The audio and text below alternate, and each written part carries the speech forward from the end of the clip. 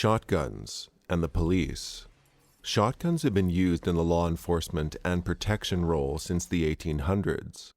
In fact, the term shotgun, referring to the passenger seat of a car, is a reference to the practice of having an armed guard with a shotgun sitting next to the driver of a stagecoach in the American Old West. Since the turn of the 20th century, most law enforcement agencies have used pump-action shotguns, starting with models like the Winchester 1897. Since the 1950s and 60s, police have been using models like the Remington Model 870 and Mossberg 500. Since about the 1970s, shotgun training has become standard with most police departments as part of cadet training, as shown in this Pasadena, California training video from the 1970s.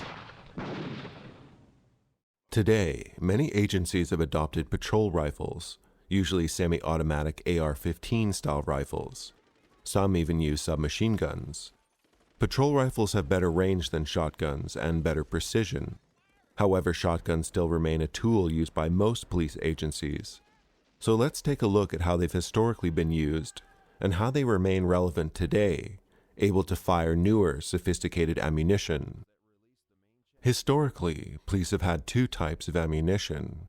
Firstly, slugs, a heavy solid projectile that utilizes the maximum range of a shotgun, usually about 180 meters or 200 yards. Slugs at close range can hit a target with an incredible amount of energy. The other traditional option for a shotgun is buckshot.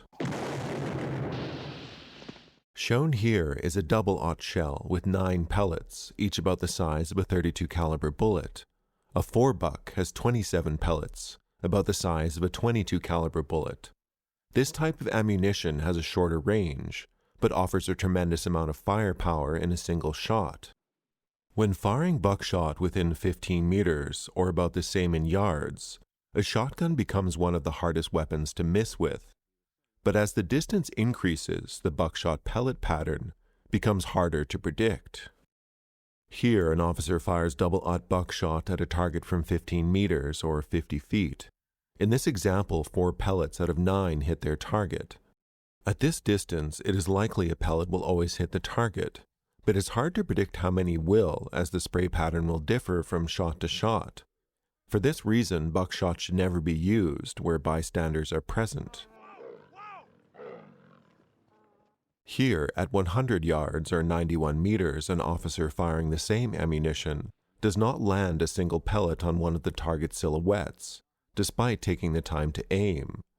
The exact same shot could have theoretically hit all 4 targets. Sometimes a shotgun blast is perfectly aimed, but simply by chance the buckshot spreads around the target and misses it entirely. But at close range, these pellets can hit multiple targets, all from a single shot, or at very close range, like in a room, devastate a single target. Shotguns as such have advantages over service revolvers or pistols. For one, a shotgun's firepower can provide confidence to an officer. Even the visible size of a shotgun can put fear into an opponent. Shotguns are also considered an easier weapon to use than pistols. Shotguns, however, are a secondary weapon for police, with police firearms training focusing significantly more on the pistol. Firearms training at a police college can be around 100 hours, with only a fraction dedicated to shotguns. Today, most police colleges add in training time with semi-automatic rifles, though some train on these weapons after graduation. Shotguns can be easier to use than a pistol because an officer does not need to be as proficient with them. Many police officers have never, nor will ever use their firearms in the course of duty. It's hard to be confident with any weapon if you've never used it in real combat. This is why the shotgun's confidence-boosting effect works well. An officer can fire a shotgun under stress and still hit their target with a single shot at close range, much more easily than with a pistol. Shotguns are powerful weapons in a street battle or ambush, where an officer may have little time to aim. But an officer must also be confident there are no civilians in the area.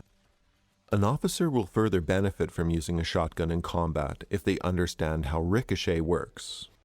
Buckshot, for example, will flatten when hitting the pavement and will not ricochet at the same angle as it hits the pavement.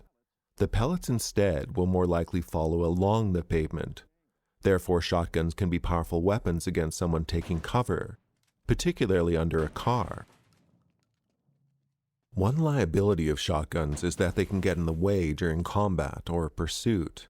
Holding a shotgun can make it harder to physically restrain someone. Shotguns also inhibit how police officers interact with their environment.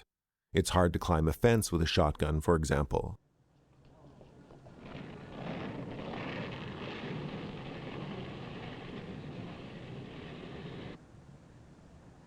What's the matter? Can't you climb the fence? Shotguns also make for good tools used by officers in a group. In a team, one officer might have a shotgun during a breach situation. This can include for use breaching doors.